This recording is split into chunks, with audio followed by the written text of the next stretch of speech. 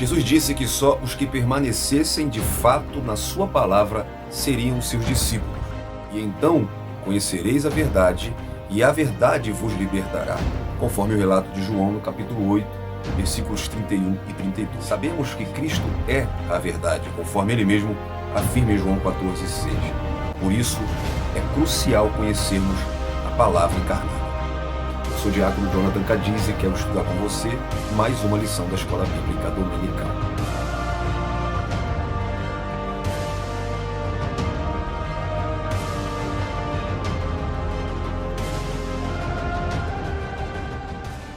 Olá, meus irmãos, a graça e a paz do Senhor. Tudo bem com você? Espero que sim. Bom dia, boa tarde, boa noite, a depender do horário que você está entrando com a gente aqui no canal Colégio do Discípulo. Se você já é inscrito, claro, nossa gratidão sempre a Deus pela sua vida. Obrigado por acompanhar esse canal. Não deixe de dar o seu like, tá bom? Também deixe seus comentários, é muito importante quando você comenta, quando a gente conversa, também nos comentários. Aí a aula não vai terminar no final desse vídeo, mas a gente pode continuar o assunto nos comentários, tá bom? Também compartilhe esse vídeo com o máximo de amigos que você puder. Para você que está entrando aqui no canal, não é inscrito, seja bem-vindo, tá bom? Não deixe de se inscrever, tá? Dê o seu like, também ative o sininho das notificações e você vai receber qualquer conteúdo que a gente coloca aqui no canal, tá bom? Quando você fizer tudo isso, você vai ajudar bastante esse canal, tá bom? Fazer esses vídeos dá um trabalho, mas nós estamos aqui empenhados para poder tentar edificar sua vida espiritual com conteúdos bíblicos. Então ajuda a gente, vai lá. Dê o seu like, comente, compartilha, tá bom? Bom, gente, nós vamos hoje para mais uma lição da Escola Bíblica Dominical do primeiro trimestre de 2025, da revista da CPAD da classe dos adultos. Essa é a lição de número 5, lição que será ministrada no dia 2 de fevereiro de 2025. Aproveitando, já pode ir lá na descrição, porque você vai encontrar material para te ajudar. Tem link com dinâmica, tem subsídio, tem as nossas redes sociais também, tá bom? Todo o material que a gente usa aqui, todo slide, toda arte, a gente sempre coloca na nossa página no Facebook, tá bom? Também tem o nosso grupo no WhatsApp, o grupo manual da EBD, que não para de crescer, graças a Deus, né, com a colaboração dos irmãos. Então vai lá, clica, aproveita. Antes de nós entrarmos nessa lição, quero orar com você para que Deus abençoe a nossa aula, para que Deus abençoe sua vida. Ore comigo, vamos orar junto. Pai, Senhor Deus, muito obrigado, Pai, pela oportunidade de mais uma vez estarmos juntos aqui para falarmos da Tua Palavra, para entendermos da Tua Palavra, Pai. Numa lição tão importante, onde nós vamos falar da divindade do Teu Filho Jesus, aquele que se entregou na cruz do Calvário, aquele que consumou a obra da salvação e que pelo Seu sangue, hoje nós estamos livres e temos a bendita esperança, Pai. Muito obrigado, Senhor, e que hoje nós possamos, mais do que nunca, entender a Tua Palavra e compartilharmos aquilo que o Teu Espírito Santo fala ao nosso coração. Abençoa essa pessoa que está assistindo esse vídeo, seja em qualquer data, em qualquer ocasião, Pai. É isso que nós te pedimos, em nome de Jesus. Amém.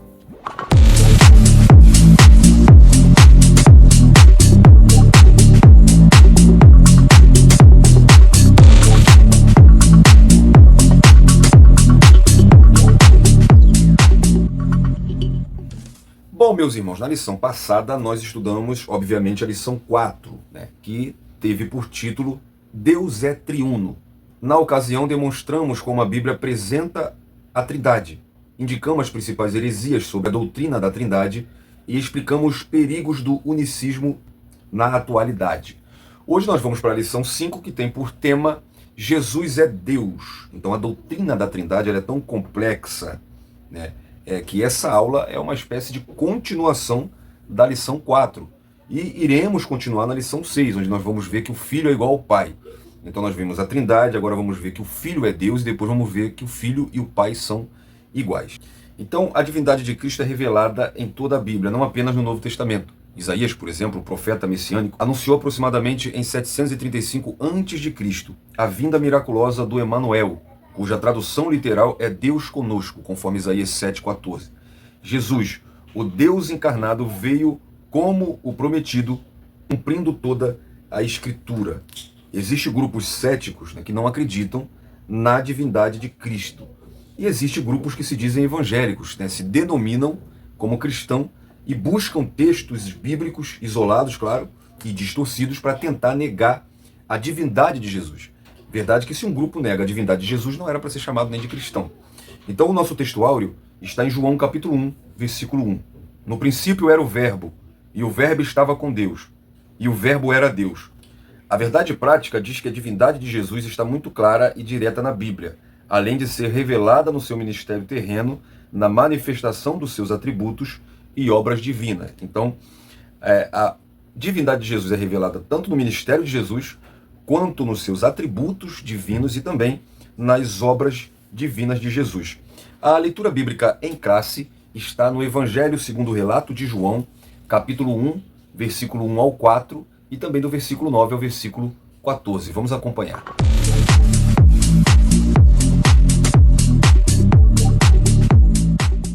O Evangelho segundo João, capítulo 1. No princípio era o Verbo, e o Verbo estava com Deus, e o Verbo era Deus. Ele estava no princípio com Deus. Todas as coisas foram feitas por ele, e sem ele, nada do que foi feito se fez. Nele estava a vida, e a vida era a luz dos homens. Ali estava a luz verdadeira que ilumina todo homem que vem ao mundo. Estava no mundo, e o mundo foi feito por ele, e o mundo não o conheceu. Veio para o que era seu, e os seus não o receberam. Mas a todos quantos o receberam, deu-lhes o poder de serem feitos filhos de Deus aos que creem no seu nome, os quais não nasceram do sangue, nem da vontade da carne, nem da vontade do homem, mas de Deus.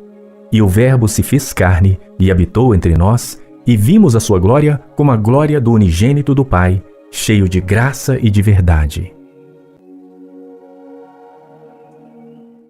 Esse texto, ele já foi utilizado, inclusive, na lição 3, para enfatizar a encarnação de Cristo. Afinal, o Verbo se fez carne. E aqui vai se destacar a divindade de Cristo. Porque além de o Verbo estar com Deus, ele desde o princípio já era Deus. O que também demonstra claramente mais de uma pessoa e apenas uma divindade. Então, ele estava com Deus ao mesmo tempo que ele era Deus. O verbo, que do grego é o logos, a palavra. Diferente do logos, por exemplo, de Platão, que significava a ideia universal absoluta, ou o logos de Filo, que identificava o logos como a sabedoria de Deus. O logos, para João, é uma pessoa que comunica a realidade de Deus aos homens pela sua encarnação e sacrifício na cruz. Então, o logos é a perfeita expressão de Deus, mostra que ele é eterno. E esse princípio não é apenas no princípio da criação de Gênesis 1:1, que é evidente que ali o verbo está. O Pai fala e a palavra, o verbo, torna vivo todas as coisas. Mas esse princípio de João 1 é no princípio aonde fala de eternidade, antes de nada existir. Não está preso a tempo, a espaço. Então, esse texto de João mostra Jesus como Criador. Por exemplo, no versículo 3, aonde diz que todas as coisas foram feitas por ele, e sem ele nada do que foi feito se fez. O versículo 10 diz que o mundo foi feito por ele. Então ele é Criador. Assim também como no versículo 14, o eterno Filho, o Verbo de Deus, se encarnou como homem e habitou no nosso meio. Esse termo habitou é skeno, no grego, que significa tabernaculou. Ou seja, em Cristo vemos a realidade da glória divina. Jesus é Deus, o Deus que se esvaziou e se fez homem sem deixar de ser Deus, conforme Filipenses capítulo 2, do 5 ao 8. Negar isso é negar a salvação, porque se Jesus não é Deus, então ele não poderia nos salvar. O nosso mapa mental mostra que a nossa palavra-chave é Emmanuel, e etimologicamente, esta palavra no hebraico, Emmanuel, que é composta por duas partes. Emmanuel, que é conosco, ou está conosco, e o El, que é Deus, um dos nomes mais comuns na Bíblia hebraica. A palavra significa literalmente Deus está conosco. Ela aparece no Antigo Testamento, a primeira vez em Isaías, capítulo 7, versículo 14, na profecia messiânica, quando Isaías profetiza que a virgem conceberia e daria luz a um filho, e que o nome seria Emanuel. Essa profecia é cumprida nos evangelhos. E o significado pleno de Emanuel é revelado em Mateus 1:23, que cita Isaías 7:14 como cumprimento profético em Jesus Cristo. Aqui a palavra aponta para a encarnação de Cristo, evidenciando que Deus veio a habitar com a humanidade de maneira pessoal e redentora. Então nós vimos na lição 3 grupos como o docetismo, que acreditava que Jesus era divino e não humano. Hoje nós vamos ver grupos que reconhecem o Jesus humano, porém negam a sua divindade. Os objetivos dessa lição em primeiro lugar, demonstrar na Bíblia a natureza divina de Jesus. Em segundo lugar, explicar a heresia do arianismo. E em terceiro lugar, apresentar as implicações do arianismo na atualidade. Então essa lição está dividida da seguinte maneira.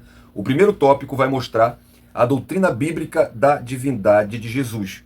O primeiro subtópico tem o título de Jesus é Deus. E o segundo, seus atributos absolutos. E tem apenas dois subtópicos.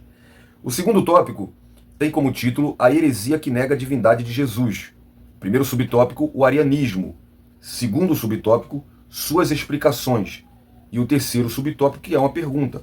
Como solucionar a controvérsia? E a última parte da nossa lição, o tópico 3, tem por título Implicações do arianismo na atualidade. Subtópico 1, a tradução do Novo Mundo. Subtópico 2, os movimentos orientais. E subtópico 3, outros grupos. A nossa introdução diz que o apóstolo João, como judeu monoteísta instruído na sinagoga, não está apresentando um novo Deus, mas colocando o verbo dentro da divindade dos seus antepassados. O apóstolo não admitia em hipótese alguma outra divindade, senão só e somente só o Deus Javé de Israel, conforme Marcos 12, do 28 ao 30. Por isso, no prólogo de seu evangelho, ele descreve o verbo com atributos da deidade, aqueles que mais se destacam no seu relato do começo ao fim. Então, o primeiro tópico mostra a doutrina bíblica da divindade de Jesus. Primeiro subtópico, Jesus é Deus. E segundo subtópico, seus atributos absolutos. Jesus é Deus. Que afirmação, né? Que é uma verdade absoluta, uma verdade incontestável, uma verdade presente, tanto no Antigo como no Novo Testamento, mas que existem pessoas que negam. Então, além de referências bíblicas diretas desde o Antigo Testamento, conforme nós vamos ver, a Bíblia nos dá inúmeras evidências de que Jesus é Deus. Por exemplo, Jesus aceitou adoração em diversas vezes, mas eu separei Mateus 14:33, João 9:38. Deus declara que só ele deve ser adorado, conforme Êxodo 23 ao 5. Então Jesus, ao aceitar a adoração, ele confirma sua natureza divina. Em segundo lugar, o próprio Jesus declarou sua divindade em João 8:58. Antes que Abraão existisse, eu sou. Aqui Jesus usa o mesmo título que Deus usou para se identificar a Moisés. Então indica sua existência eterna e igualdade com Deus. Ele mesmo disse em João 10, versículo 30, eu e o Pai somos um. Outra evidência é que Jesus perdoa pecados. E somente Deus pode perdoar pecado. Isaías 43:25 deixa isso claro. Marcos 2, do 5 ao 7. Então isso demonstra que ele possui autoridade divina. Outra evidência é que Jesus, ele é mencionado na Bíblia como o Criador e o sustentador. Colossenses capítulo 1, do 16 ao 17. Nesse texto, Jesus é apresentado como Criador e sustentador de todas as coisas, o que só é possível para Deus. A Bíblia apresenta Jesus como Salvador, em Filipenses 3:20. A Bíblia também apresenta Jesus como santificador, por exemplo, em 1 Coríntios 6:11. Como o preservador de todas as coisas, conforme Hebreus 1:3. O qual, sendo o resplendor da sua glória e a expressa imagem da sua pessoa e sustentador de todas as coisas pela palavra do seu poder, havendo feito por si mesmo a purificação dos nossos pecados, assentou-se à destra da majestade nas alturas. Um texto que fala muito sobre a divindade de Jesus. Agora, evidências bíblicas sobre a divindade de Jesus tem muitas. Então vamos ver evidências da divindade de Jesus, tanto no Antigo como no Novo Testamento. Há inúmeras referências bíblicas em defesa da divindade de Cristo, que revelam seu Jesus como Senhor, como Deus e Senhor, ou seja, o Deus Javé de Israel. Em Isaías 9:6, por exemplo, porque o menino nos nasceu, um filho se nos deu, o governo estará sobre seus ombros, O seu nome será maravilhoso, conselheiro, Deus forte. Olha isso. Ele é pai da eternidade. Ele é príncipe da paz. E isso, claro, se trata de uma profecia messiânica. E fala do nascimento e do ministério de Jesus. A própria organização das Testemunhas de Jeová, que adultera um texto para negar a divindade de Jesus, conforme nós vamos ver mais para frente, reconhece que o texto apresentado fala de Jesus. Jeremias 23, do 5 ao 3, eis que vem dias, diz o Senhor, em que levantaria Davi um renovo justo, e como o rei que reinará, agirá com sabedoria e executará juízo e justiça na terra. Nos seus dias, Judá será salvo e Israel habitará seguro. Olha essa parte agora do versículo. E este será o nome pelo qual será chamado Senhor, justiça nossa. Ou Javé, que é Jeová é nossa justiça. Então trata-se de outra profecia messiânica que descreve atributos e títulos de Jesus. O renovo de Davi, o renovo justo, o rei de toda a terra, o salvador de Israel. Essas descrições elas são reveladas no Novo Testamento na pessoa de Jesus, como Romanos 1:3, Atos 3:14, Atos 4:12, Apocalipse 19:6. Então, por fim, o renovo de Davi, o Messias é chamado de Javé, justiça nossa. Zacarias 12:10, onde diz que sobre a casa de Davi e sobre os habitantes de Jerusalém derramarei o espírito de graça, de súplicas. Olharão para mim a quem transpassaram e o prantearão, como quem planteia por um unigênito, e chorarão amargamente, porque ele, como se chora amargamente pelo primogênito. O Deus de Javé, o Deus Javé de Israel, aparece nessa profecia pela expressão, e olharam para mim a quem transpassaram. É identificado no Novo Testamento como o Senhor Jesus. Em João 19:37, por exemplo, olharam para aquele que transpassaram. Zacarias 14:5 diz que vocês fugirão pelo meu vale entre os montes, porque esse vale chegará até Azal. Assim vocês fugirão como fugiram do terremoto nos dias de Uzias, rei de Judá. Então virá o Senhor, meu Deus, e todos os santos virão com ele. Então essa é a profecia escatológica que fala do grande livramento de Jerusalém por ocasião da segunda vinda de Jesus. E aqui o Messias é chamado de Javé, meu Deus, com todos os santos com ele. Então compare essa profecia com a citada em Judas 14, aonde diz que Jesus virá com todos os seus santos. Agora no Novo Testamento é evidente o texto de João, capítulo 1, do 1 ao 3, onde nós lemos aqui já, no princípio era o verbo estava com Deus, e o verbo era Deus. Versículo 3, sem ele nada do que foi feito se fez. Nós vamos ver mais para frente que a tradução Novo Mundo ela adultera esse texto para um Deus.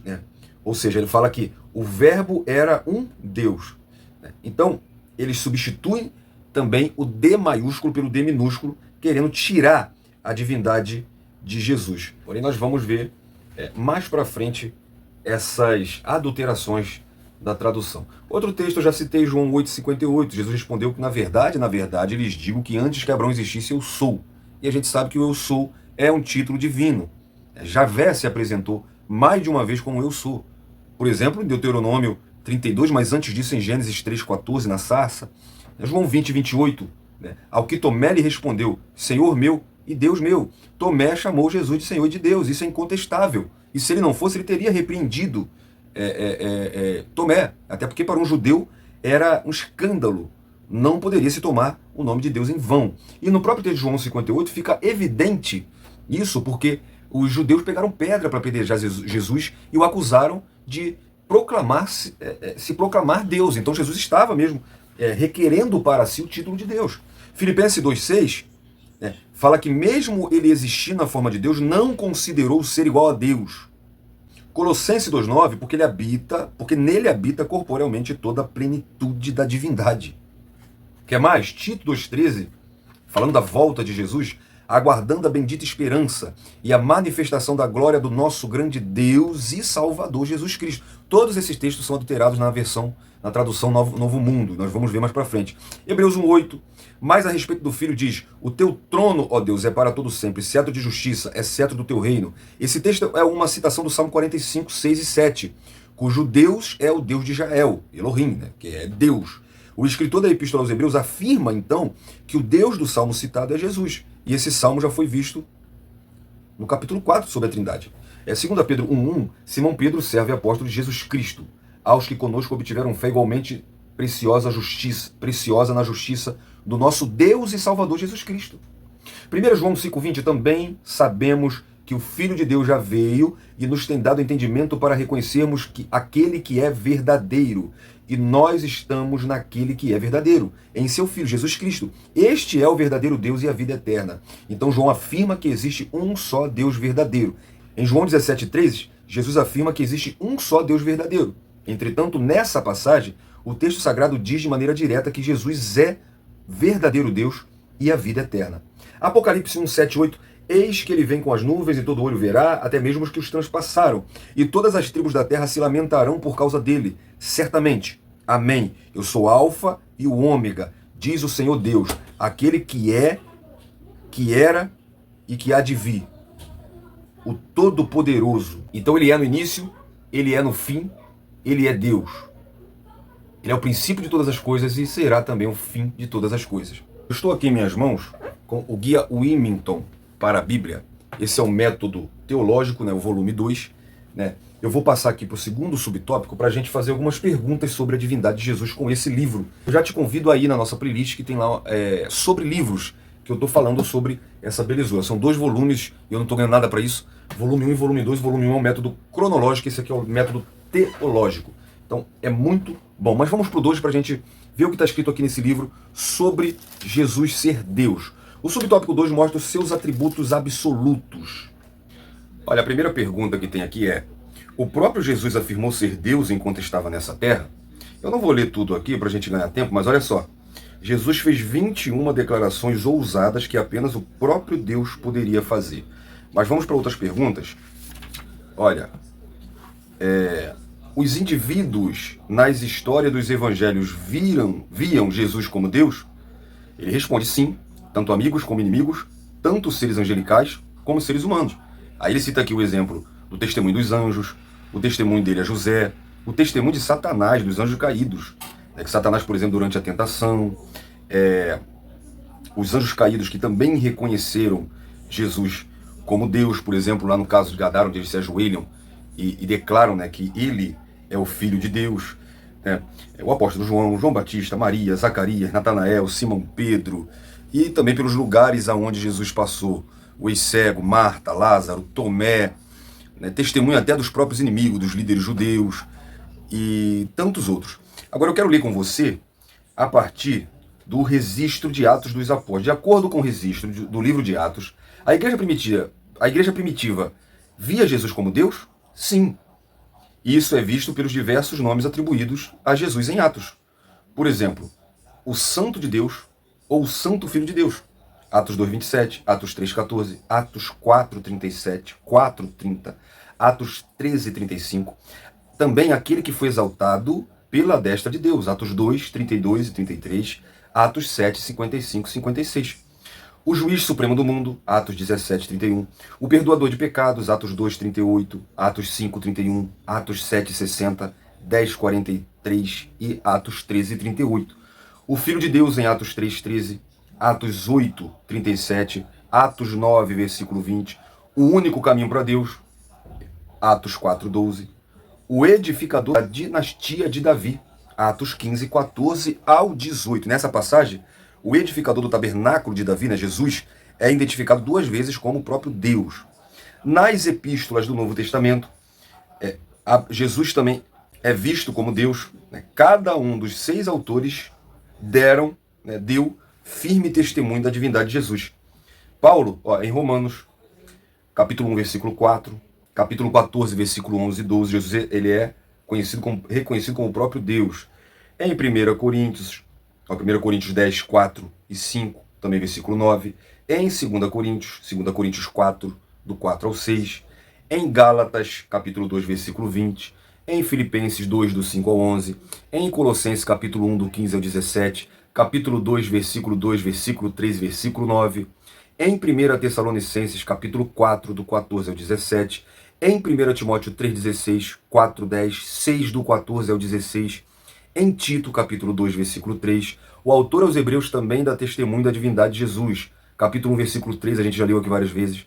O versículo 7 ao versículo 12. O capítulo 4, versículo 14. Capítulo 10, versículo 29. Capítulo 11, 10 e 16. Pedro também, a segunda epístola 3,12.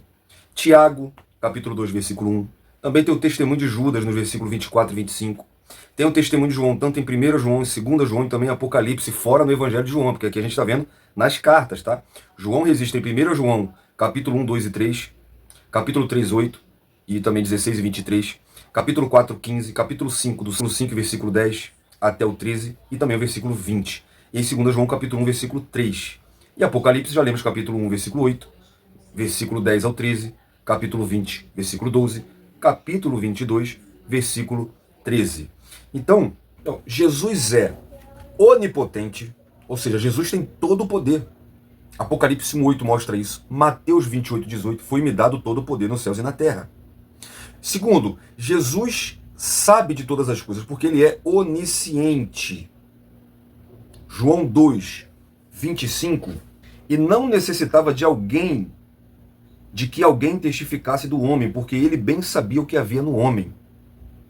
Também lá em João 16:30, agora conhecemos que sabes tudo e não precisas de alguém que te interrogue, por isso cremos que saíste de Deus. Jesus também é onipresente, que é o poder de estar em todos os lugares ao mesmo tempo. Em João 14:23, Jesus respondeu que se alguém ama o Pai, guardará a minha palavra, o meu Pai o amará, e viremos para ele e faremos nele morada. Então ele promete habitar em todos os homens que obedecem à palavra. Em Mateus 28:20, ele faz a promessa de estar conosco todos os dias até a consumação dos séculos. Isso só é possível com alguém que é onipresente. Jesus também é eterno, que é um outro atributo divino, incomunicável. Explicar para você, atributo incomunicável e comunicável. O atributo comunicável é aquele que Deus comunica com o homem, compartilha com o homem. Por exemplo, o amor, a santidade. É claro que não somos igual a ele, mas os atributos incomunicáveis são aqueles que só Deus tem. E eu estou citando aqui para você atributos comunicáveis e incomunicáveis. A maioria, até agora, eu citei somente incomunicáveis. Onipotente, onisciente, onipresente e agora eternidade. Jesus é eterno, Jesus não tem começo, Jesus não tem fim. Ele sempre existiu. Hebreus 13:8, Jesus é o mesmo, Jesus Cristo é o mesmo ontem, hoje e eternamente. João capítulo 1, versículo 1 e 2, não precisa eu repetir, a gente já leu aqui, nós já lemos algumas vezes. Então, Jesus também é justo. Jesus age com justiça perfeita. E em Atos 17:31, portanto tem determinado um dia em que com justiça há de julgar o mundo. Em Apocalipse 19:11, e vi o céu aberto e eis que um cavalo branco. O que estava sentado sobre ele, claro que é Jesus, é chamado de fiel e verdadeiro, e julga e peleja com justiça. Então Jesus é justo. Jesus é autoexistente. Ou seja, Jesus ele tem vida em si mesmo. Ele não depende de ninguém. Em João 5, versículo 26, porque como o Pai tem vida em si mesmo, assim deu também ao Filho ter a vida em si mesmo. E Colossenses 1:17, aonde Paulo diz que ele é antes de todas as coisas, e todas as coisas subsistem por ele. Jesus também é soberano. E o que significa isso? Significa que ele tem autoridade sobre tudo. Filipenses 2, do 9 ao 11, Deus o exaltou soberanamente. Um dia todo joelho terá que se dobrar e toda língua confessar que Jesus Cristo é o Senhor. Hebreus capítulo 1, versículo 3, sei que nós já lemos, mas é importante ler de novo, porque texto forte. O qual, sendo o resplendor da sua glória e a expressa imagem da sua pessoa, e sustentando todas as coisas pela palavra do seu poder, havendo feito por si mesmo a purificação dos nossos pecados, assentou-se à destra da majestade nas alturas. Portanto, Jesus também é soberano. Jesus é imutável, ele não muda, conforme o texto de Hebreus 13:8 que nós já lemos, ele é o mesmo ontem, hoje e sempre. Tiago 1:17, nele não há sombra de variação. Ele é santo, ou seja, ele é puro, ele é perfeito, ele é totalmente separado do pecado, conforme Hebreus 7:26, 1 Pedro 2:22. Amoroso, o amor de Jesus reflete o amor divino e perfeito. João 15, versículo 13, ninguém tem maior amor do que este, de dar as vidas pelos seus amigos. Também tem na Bíblia, o que evidencia a divindade de Jesus, as profecias sobre o Messias que se cumpriram em Jesus. A profecia que o Messias seria filho da mulher que foi profetizado pelo próprio Deus em Gênesis 3,15 se cumpriu em Gálatas 4,4. O Messias ele seria descendente de Abraão, Isaac e Jacó. Isso foi profetizado em Gênesis 12,3, Gênesis 17,19, Gênesis 28,14 e se cumpriu em Atos 3,25. Lucas 3,23 fala sobre, Mateus 1, do 1 ao 13 também mostra que ele veio daquela genealogia. O Messias seria descendente da tribo de Judá, Gênesis 49:10. O Salmo 2, versos 6 ao 9 também mostra. E se cumpriu em Lucas 3, 33 e 34. Em Mateus 1, versículo 2 e 3. O Messias seria descendente de Davi e herdeiro do trono. Isso foi profetizado em 2 Samuel 7, do 12 ao 13. Em Salmo 132:11. Em Jeremias 23:5. E se cumpriu em Mateus 1, versículo 1 e também versículo 6. O Messias nasceria de uma virgem. Nós lemos aqui Isaías 7,14. E vimos que se cumpriu em Mateus 1,18. Também Lucas 1, 26 ao 35. O Messias seria chamado do Egito, conforme Oséias, capítulo 11, versículo 1. E isso se cumpriu em Mateus 2, versículo 15. O Messias nasceria de Belém, Malaquias 5, 2. E se cumpriu em Mateus, capítulo 2, dos versículos 1 ao versículo 2. O resumo, a sinopse desse primeiro tópico, mostra que a Bíblia demonstra claramente a natureza divina de Jesus Cristo, bem como seus atributos. E o segundo tópico mostra a heresia que nega a divindade de Jesus. Em primeiro lugar, o arianismo. Em segundo lugar, suas explicações. E em terceiro lugar, como solucionar a controvérsia. Depois desse primeiro tópico, que olha quanta referência bíblica para mostrar para qualquer arianista, qualquer testemunha de Jeová, qualquer adventista do sétimo dia que fala que Jesus é o Miguel, para provar que Jesus é Deus. Se eu fosse você, eu pegava todas essas referências que eu te dei no primeiro tópico. Muito bom. Então, gente, o arianismo. Entre as heresias que negam a divindade de Jesus estão, nós já vimos algumas, por exemplo, o unitarismo.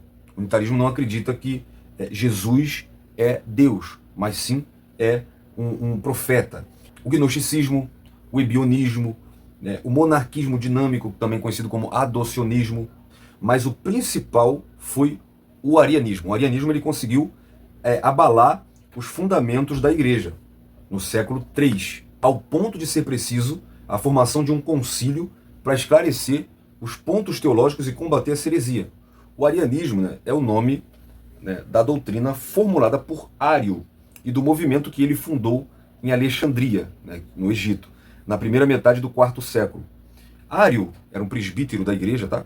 Ele dizia que o Senhor Jesus não era da mesma natureza que o Pai. Era criatura, criado do nada, uma classe divina de natureza inferior, nem divina e nem humana, uma terceira classe entre a deidade e a humanidade. A sua doutrina contrariava a crença ortodoxa seguida pelas igrejas, o que chamou a atenção do povo e também ganhou conotação política, considerada hoje como a maior controvérsia da história da igreja cristã.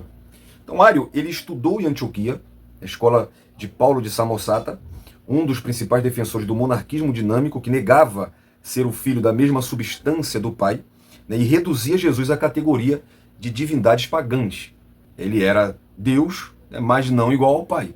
Maria teria gerado um menino Deus, e por isso, nem plenamente Deus, nem plenamente homem. Então, Ário aprendeu com isso, e Ário então passou a negar a eternidade do Logos. Ele defendia sua existência antes da encarnação, como as atuais testemunhas de Jeová, mas não aceitava que fosse ele eterno com o Pai. Ele insistia na tese de que o Verbo foi criado como primeira criatura de Deus. E a palavra de ordem ariana era: houve tempo que o Verbo não existia.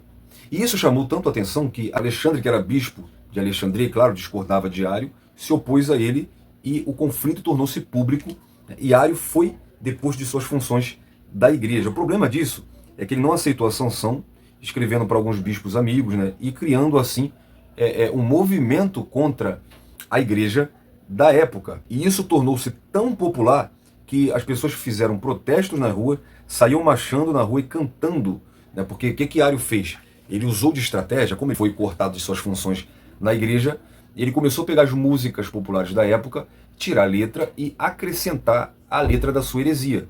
Então o povo, numa cultura onde não se tinha leitura, a leitura era só para quem era de primeira classe, pessoal muito leigo de informação, como fazer as pessoas gravarem Na leitura não é, porque a maioria era analfabeto.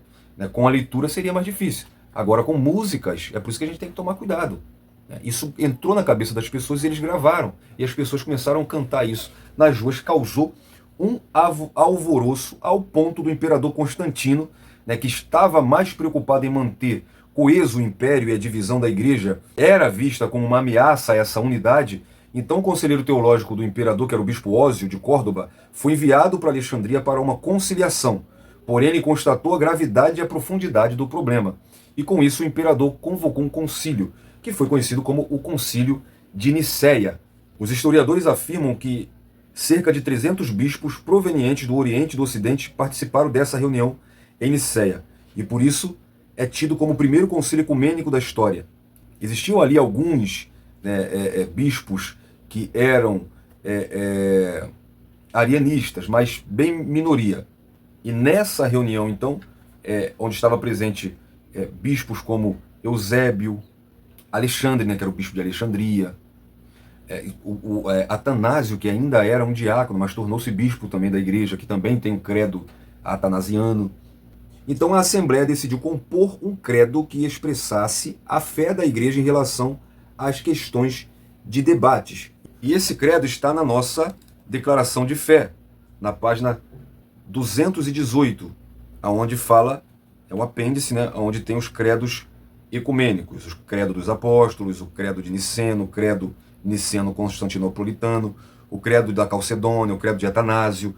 Na página 218, o credo niceno, diz: cremos em um só Deus, Pai onipotente, Criador de todas as coisas visíveis e invisíveis, e em um só Senhor Jesus Cristo, Filho de Deus, o unigênito do Pai, que é da substância do Pai, Deus de Deus, luz de luz, verdadeiro Deus de verdadeiro Deus, gerado, não feito de uma só substância, com o Pai, por meio de quem todas as coisas vieram a existir, as coisas que estão no céu e as coisas que estão na terra, que por nós, homens, e por nossa salvação desceu e foi feito carne, e se fez homem, sofreu, ressuscitou, ao terceiro dia subiu aos céus, e virá para julgar os vivos e os mortos, e também no Espírito Santo. Mas aqueles que dizem, houve um tempo que ele não era, e ele não era antes de ter nascido, e ele foi feito do que não existisse, ou ele é de outra substância ou essência, ou o Filho de Deus é criado, ou mutável, ou alternável, eles são condenados pela Igreja Cristã e Apostólica. Então vamos ver suas explicações. Então Ário e seus seguidores pensavam as escrituras aqui e acolá em busca de algumas passagens bíblicas para dar sustentação às suas crenças. Então segue algumas delas. As mais emblemáticas. O Senhor me criou no princípio dos seus caminhos, Provérbios 8, 22. O qual é a imagem do Deus invisível, o primogênito de toda a criação, Colossenses 1,15. E eles usavam esse texto para dizer que houve um tempo que Cristo não existia. Outra passagem favorita era: e a vida eterna é esta, que conheçam a ti, só por único Deus verdadeiro, e a Jesus Cristo a quem enviaste, em João 17,3. Então, a interpretação isolada, né, de passagens bíblicas, ou as próprias traduções, que é o caso das Testemunhas de Jeová, como veremos, às vezes escritos próprios que são considerados inspirados, como os Mormons têm seus livros dos profetas dele que eles acham que é inspirado, a Adventista do Sétimo Dia, com os escritos de Ellen White, são características de seita. Tá? Vai isolar texto, vai fazer suas próprias interpretações e ter suas distorções e acréscimos. Paulo diz a Timóteo, 2 Timóteo 4,3, que esse tipo de gente juntariam para si suas próprias doutrinas. E texto sem contexto é pretexto para a heresia. Acréscimos a textos não é exegese, é exegese. Então nós devemos sempre considerar o contexto imediato, o contexto geral, o contexto histórico. E falando, né, de uma doutrina basilar da nossa fé, nós devemos analisar o contexto geral das Escrituras, ou seja, o que toda a Bíblia nos ensina. O próprio texto citado de Colossenses 1,15, né, é um caso. Cristo é a representação visível do Deus invisível. Ser o primogênito de toda a criação está longe de declarar que Cristo fora criado, e sim que ele é o alvo de toda a criação, com direito de primogenitura. O próprio texto diz que ele é herdeiro de todas as coisas. O tema de Paulo aqui destaca a prioridade messiânica e primazia de Cristo. Por ele, a ordem criada veio à vida. Então, por causa dele, por meio dele, tudo veio à existência. E pela sua encarnação, a glória de Deus invisível tornou-se visível. Portanto, Cristo não é uma criação, e sim aquele que é antes e supremo acima de toda a criação. Primogênito, ele é equivalente a unigênito, que na cultura judaica é um termo técnico que significa não criado. Então, texto fora de contexto é pretexto para a heresia. A declaração de fé, no capítulo 4, que está na página 51, fala da deidade absoluta de Jesus. A Bíblia afirma com frequência que Jesus é Deus. João 1:1, no princípio era o verbo, e o verbo estava com Deus, e o verbo era Deus. Colossenses 2:9, porque nele habita corporealmente toda a plenitude da divindade. As Escrituras Sagradas revelam os atributos divinos na pessoa de Jesus. Ele é eterno, conforme Isaías 9:6. Ele é onipotente, conforme Apocalipse 1:8. Ele é onipresente, conforme Mateus 18:20. Ele é onisciente, conforme João 16:30. As suas obras revelam também a sua divindade. Ele é o absoluto, soberano e criador de todas as coisas. Ele é a fonte da vida, autor do novo nascimento, habita nos fiéis, dá a vida eterna, inspirou também os profetas e apóstolos, distribui os ministérios, santifica os fiéis, deu poder aos apóstolos, perdoa pecados, é adorado pelos humanos, pelos anjos, na terra e no céu, possui títulos divinos como eu sou, o alfa e o ômega, o princípio e o fim e Senhor dos senhores. Gente, Jesus é Deus. Vamos ver então como solucionar a controvérsia. Bom, gente, uma boa exegese é a solução para toda controvérsia, não só arianista, mas de qualquer heresia, né? Esta é uma interpretação correta das palavras originais e no contexto das passagens bíblicas. Por exemplo, Provérbios 8:22, conforme a revista citou, que os arianistas gostam desse texto, mas na verdade aqui, quando traduzido corretamente, não implica em criação de algo do nada, mas sim na ideia de ser agente principal de todas as coisas, sem sugerir que Jesus tenha sido criado. E também, como eu disse, né, a palavra primogênito em Colossenses 1:15 não se refere à natureza temporal, ao tempo de nascimento, mas antes é só um título de honra. Então significa que Jesus é o primeiro em importância. Carrega a ideia de prioridade, de superioridade, de preeminência, de supremacia. Como eu disse, Jesus não foi o primeiro a ser criado, e sim aquele que é antes, supremo e acima de toda a criação. Já João 17:30, o conhecimento de Deus é inseparável do conhecimento de Cristo, pois ambos compartilham a mesma natureza divina. A unidade do Pai e do Filho é clara, o que refuta a ideia de que Jesus seja uma criatura ou inferior a Deus. Outro argumento é que Jesus é chamado Filho de Deus. A declaração de fé na página 52 fala do significado de filho. O epíteto Filho de Deus, em relação ao Senhor Jesus Cristo, significa que ele é igual ao Pai. Trata-se de uma questão de substância ou essência. Isso fica ainda mais claro na expressão Filho unigênito. O significado do termo na língua original revela a divindade de Cristo. O termo usado para unigênito no Novo Testamento grego é monogenes, composto por dois vocábulos, o monós, que é único ou solitário, e o genos, que é raça, cepo, tipo, e não genea, que é geração. Entendemos que a palavra reflete a ideia de natureza, caráter, tipo. Então é unigênito, pois significa o único, de espécie, o único tipo. Jesus é singular, o único Filho de Deus, que tem a essência do Pai. O adjetivo unigênito transmite a ideia de consubstancialidade. Jesus é tudo quanto Deus é. Disse Jesus: eu e o Pai somos um, em João 10:30. A expressão Filho de Deus com relação ao crente em Jesus designa uma filiação por adoção individual, algo legítimo, e por isso clamamos Abba Pai, ou seja, Papai, em Romanos 8:15, Gálatas 4:6. Então trata-se da relação espiritual de Deus com os seres humanos mediante a fé em Jesus Cristo, Gálatas 3:26, porque todos sois filhos de Deus pela fé em Cristo Jesus. Mas a todos quantos o receberam, deu-lhes o poder de serem feitos filhos de Deus, aos que creem em seu nome. Então, como resumo, a sinopse desse tópico mostra que Ario negava a divindade de Cristo e o considerava como um Deus de segunda categoria. O tópico 3 traz as implicações do arianismo na atualidade. E aí nós vamos ver a tradução Novo Mundo, os movimentos orientais e outros grupos. Então, a tradução Novo Mundo. Eu vou falar com você com a própria em mãos, tá? Eu tenho aqui a tradução Novo Mundo. Perceba que já está bem marcado aqui para a gente ver, com todo respeito, essa fraude que é a tradução Novo Mundo.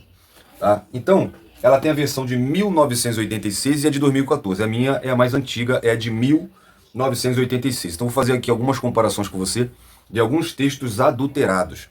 Gente, os Mormons, eu também tenho aqui o livro de Mormon. Aí eles mesmos dizem aqui, ó, vou botar pertinho para você ver, ó, o outro testamento de Jesus Cristo, ou seja, um outro evangelho. Eles mesmos declaram aqui, ou seja, Jesus apareceu na América para o profeta Mormon. Os Mormons, eles têm o livro dos Mormons, fora outros escritos que eles têm como inspirado. Os Adventistas do Sétimo Dia também têm muitos escritos de Ellen White. Esses eu não tenho particularmente, mas vou adquirir. Adianta, você tem Bíblia Católica, tem tudo quanto é tipo de material de seitas também eu possuo. Eu procuro entender o que eles pensam, o que eles acreditam. Para quê, Jonathan? Para confrontar eles, se for preciso sim, mas a priori, né?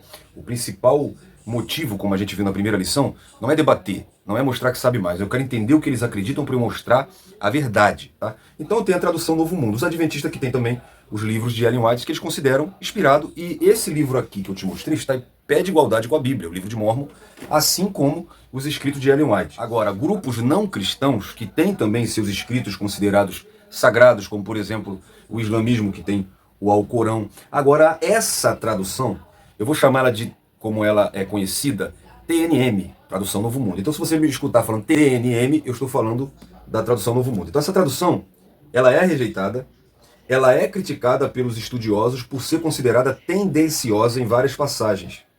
A escolha da tradução, né, refletem doutrinas específicas das Testemunhas de Jeová. O que eles fazem, né, já que o tema, né, é a divindade de Jesus, nós não cremos na divindade de Jesus, então vamos mudar o que está escrito, né, relacionado a isso. Gênesis, capítulo 1, versículo 2, diz assim: Ora, a terra mostrava ser sem forma e vazia, e havia escuridão à superfície das águas de profundeza, e a força ativa de Deus se movia sobre as águas. O que é a força ativa de Deus? Porque eles não acreditam no Espírito Santo como Deus. Então eles rebaixam o Espírito Santo a uma força ativa. A TNM, por exemplo, ela insere o nome Jeová 237 vezes no Novo Testamento, embora não exista nenhum manuscrito grego que contenha o tetragrama. Por exemplo, vou abrir aqui com você, Romanos capítulo 10, versículo 13. Pois todo aquele que invocar o nome de Jeová será salvo. Já que o assunto é a deidade de Cristo, né, perceba comigo alguns textos adulterados pela TNM. São textos que evidenciam a divindade de Jesus. Então eles adulteram para negar isso. Na minha versão, que é mais antiga, João capítulo 1, versículo 1 diz assim: No princípio era a palavra, e a palavra estava com Deus, e a palavra era um Deus. Eles acrescentam o um, e detalhe, na versão antiga está entre colchetes. Ou seja, eles não faziam questão de dizer que foi eles que acrescentaram esse um Deus. E por que um Deus? E detalhe, com D minúsculo. João 8,58, que nós lemos aqui, que Jesus diz que antes que Abraão existisse, eu sou. Olha como que eles traduziram para essa versão que eu tenho. E eu estou lendo uma versão, a de 1968, e estou colocando para você na tela a versão mais atualizada de 2014. Então compare uma com a outra. Tá? Todas as duas são a tradução Novo Mundo. Jesus disse-lhe: digo-vos toda a verdade. Antes de Abraão vir à existência, eu tenho sido. Olha como ela é tendenciosa. Filipenses capítulo 2, versículo 6, que é um dos textos que mais claros sobre a deidade de Cristo, a divindade de Cristo. Olha o que eles colocaram. O qual, embora existisse em forma de Deus, não deu consideração a uma usurpação, a saber que devesse ser igual a Deus. Enquanto a nossa Bíblia diz que ele era Deus, né, mesmo sendo em forma de Deus, não teve por usurpação ser igual a Deus, eles mudaram para dar-se a entender que Jesus não era igual a Deus. Olha o texto de Colossenses, capítulo 2, versículo 9, que a nossa versão diz que nele habita corporealmente toda a plenitude divina. Mas olha o que diz a tradução TNM. Porque é nele que mora corporealmente toda a plenitude da qualidade divina. Veja como eles trabalham para tentar rebaixar a divindade de Jesus. Tito capítulo 2, versículo 13, onde a nossa versão diz que esperamos a bendita esperança e a gloriosa manifestação do grande Deus e Salvador Jesus Cristo, olha a versão deles o que diz. Então, ao passo que aguardamos a feliz esperança e a gloriosa manifestação do grande Deus e do Salvador de nós, Cristo Jesus, quando na verdade está falando o grande Deus e Salvador, atribuindo a Jesus as duas qualificações. 1 Pedro capítulo 1, 2 Pedro, perdão, capítulo 1, versículo 1, Simão Pedro, escravo e apóstolo de Jesus Cristo, aos que obtiveram uma fé, tida por igual privilégio como a nossa, pela justiça de nosso Deus e do Salvador Jesus Cristo. Mais uma vez eles acrescentam o do, e a minha versão mais uma vez está entre colchetes. Quando eles tiram o colchete, eles estão disfarçando mais ainda, né? Aqui não, na minha versão, está bem claro que eles acrescentaram. Então eles vão se atualizando, eles vão mudando mais para cada vez disfarçar mais e negar aquilo que eles não aceitam. Os eruditos afirmam que a TNM, a tradução Novo Mundo, não é uma tradução literal ou fiel aos textos originais, mas uma interpretação adulterada e ajustada às crenças específicas das Testemunhas de Jeová. Não é uma tradução confiável devido à sua tendência de alterar o texto para refletir uma teologia específica. Então o problema dessa tradução, o problema central da tradução Novo Mundo, é que ela frequentemente sacrifica a precisão e a integridade do texto bíblico para favorecer interpretações doutrinárias. Isso a torna uma ferramenta útil apenas para os Testemunhos de Jeová, mas não confiável para o estudo acadêmico ou a leitura por cristãos que buscam uma tradução neutra e fiel aos manuscritos originais. Então eu deixo um texto na própria tradução Novo Mundo para os Testemunhos de Jeová, que eles chamam de revelação, Apocalipse, que realmente significa descortinar ou revelar, né? É o livro da revelação. Capítulo 22, versículo 18 e versículo 19. Estou dando testemunho a todo aquele que ouvir as palavras da profecia desse rolo. Se alguém fizer algum acréscimo a estas coisas, Deus lhe acrescentará as pragas que estão escritas nesse rolo. Se alguém tirar qualquer coisa das palavras do rolo, desta profecia, Deus lhe tirará o seu quinhão das árvores da vida e da cidade santa, coisas das quais se escreve nesse rolo. Eu poderia citar muitos textos aqui da tradução Novo Mundo, posso até fazer um vídeo depois sobre isso, que não tem como negar, mostra a divindade de Jesus e que as Testemunhas de Jeová talvez esqueceram de adulterar, mas que a própria Bíblia de vocês ainda afirma que Jesus é Deus, mesmo com as fraudes que vocês fazem. Bom, gente, em segundo lugar, os movimentos orientais. Nenhum deles reconhece a divindade de Jesus. E para os panteístas monistas, não existe trindade e nem Jesus. Nem acredita que ele seja o Salvador, pois vê o Senhor Jesus como um mero guia espiritual. Por exemplo, ele cita aqui o caso do movimento Hare Krishna, que vê Jesus como uma das encarnações de Krishna. Então, os movimentos orientais, o que são? De repente você fica se perguntando. São os grupos diversificados de práticas religiosas que são originais da Ásia, como por exemplo o hinduísmo, o budismo e etc.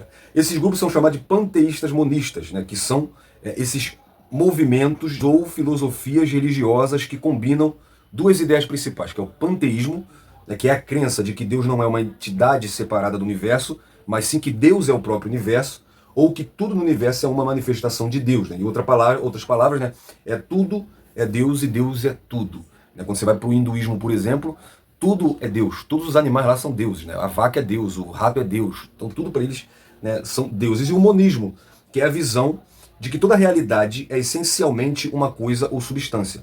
Então no contexto religioso, isso implica, né, que não há distinção fundamental entre Deus e o mundo. E os indivíduos, né, tudo é uma unidade essencial. Por exemplo, o hinduísmo, o taoísmo, o budismo, né, os chamados Hare Krishna e etc. Né? O Hare Krishna é a suprema personalidade de Deus. Né? É o ser supremo que é a origem de tudo e de todos. Né? E esse suposto Deus é chamado de Krishna. Os Hare Krishna, eles têm uma visão específica sobre Jesus Cristo, interpretada à luz da sua teologia baseada na tradição do hinduísmo. Então o que eles dizem sobre Jesus? Eles acham que Jesus ele foi um mero guia espiritual e uma das inúmeras encarnações de Krishna. Então Jesus não é o Salvador, né? Ele não é uma divindade. Então é isso que eles acreditam. Aí ele cita aqui no 3 outros grupos. O Jesus do Alcorão é um mero mensageiro. Não é reconhecido como Deus, nem como Filho de Deus, nem como Salvador, nem morreu, nem ressuscitou. Inclusive o Alcorão fala que quem morreu na cruz não foi Jesus. Aquilo foi um teatro. Foi um sósia de Jesus que foi para a cruz. É incrível, mas tem umas ideias loucas. As religiões reencarnacionistas recusam a deidade absoluta de Jesus, a sua ressurreição dentre os mortos, e não reconhece a singularidade. O Jesus deles não passa de mais um médio, ou um dos grandes mestres filosóficos. Então, o que esses outros grupos, né, chamados reencarnacionistas, e é bom lembrar, Jesus não reencarnou, ele encarnou, é diferente. Reencarnacionista refere-se justamente a religiões ou doutrinas que acreditam no conceito da reencarnação. Qual é a diferença de reencarnação para encarnação? A reencarnação é a ideia de que a alma humana renasce em diferentes corpos ao longo de várias vidas após a morte física. Então essas tradições, acreditam que a reencarnação está ligada a um processo de aprendizado, né, de evolução espiritual, ou até mesmo expiação de ações passadas, que eles chamam de karma, né?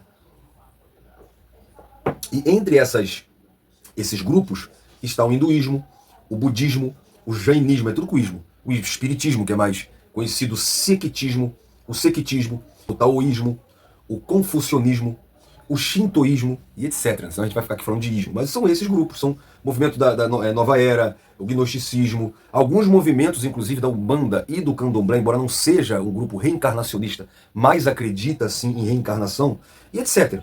O fato é que esses movimentos não reconhecem a divindade de Jesus, nem sua ressurreição. Para eles, Jesus é um médium, ou um grande mestre, um filósofo. Porém, a Bíblia revela que Jesus é mais do que um mensageiro ou mestre. Inclusive, na própria Bíblia, teve pessoas que reconheceram ele apenas como mestre, apenas como profeta, né? A própria mulher samaritana, primeiro ela reconheceu ele como profeta, mas ele continuou o diálogo mostrando que ele era mais do que isso. E aí foi a primeira vez que ele se declarou publicamente como o próprio Deus, tá? Porque ele disse que era o Messias. Então, a Bíblia mostra que ele é o Deus, que veio em forma humana, com autoridade sobre todas as coisas, e a única solução para a nossa salvação. Afinal, gente, se Jesus não é Deus, não pode nos salvar. Então, gente, como conclusão dessa última parte, a sinopse 3 mostra que grupos religiosos negam a divindade de Cristo, alterando o texto sagrado. Isso é o cúmulo, sabe? Vamos lá, gente. A conclusão diz que, diante do exposto, a conclusão bíblica é que somente Deus pode salvar. Somente Ele é o Salvador, conforme Isaías 45, 21. Se o Senhor Jesus não é Deus, logo não pode ser Salvador. Então negar a divindade de Jesus é negar a salvação. Então, se você que me ouve nega a divindade, não acredita que Jesus é Deus, você está negando, você não está aceitando a obra de salvação feita por Ele. Isso é perigoso. Então saia disso. Então, para além do conhecimento teológico sobre a divindade de Cristo, devemos viver em coerência com os ensinamentos dele, seguirmos os seus passos, então, proclamar o reino de Deus como nosso viver diário. E eu quero orar com você para a gente terminar mais essa lição. Ore comigo, oremos juntos. Pai, muito obrigado pela oportunidade de entendermos que o Senhor é fiel, que o Senhor Jesus Cristo é o nosso Deus, o autor e consumador da nossa fé, da nossa salvação, aquele que está conosco todos os dias, como Ele prometeu, aquele que enviou o Espírito Santo como Ele prometeu. Pai, se os anjos o adoram, se os astros adoraram a Ele no nascimento, os magos, os pastores, Jesus, eu quero te adorar, porque Tu és o meu Deus, o nosso Deus. Obrigado, Pai, porque o Teu Espírito Santo tem nos iluminados para nós entendermos corretamente a Tua palavra e vivermos a Tua verdade. Livra o Teu povo que está preso em seitas, negando a divindade, negando a trindade, negando a salvação. Ilumina, Pai. Usa-nos como sal e como luz para mostrar a verdade do Evangelho. Abençoa este jovem, esta jovem, esse homem, essa mulher que acompanhou essa lição conosco. Guarda cada um, Pai. Nos ajude. E querendo o Senhor, se for da Tua vontade e o Senhor não voltar até lá, nos ajuda para que nós possamos continuar juntos estudando a Tua palavra. É em nome de Jesus é o que eu peço, porque o nome de Jesus é o nome que tem todo o poder e um dia, ainda que não façam agora, todo joelho se dobrará e toda língua confessará que Jesus Cristo é o Senhor para a glória de Deus, Pai. E é nesse nome que nós agradecemos. Em nome de Jesus. Amém. Fique na paz. Deus abençoe sua vida. Não perca o próximo vídeo sobre o questionário dessa lição. Um abraço.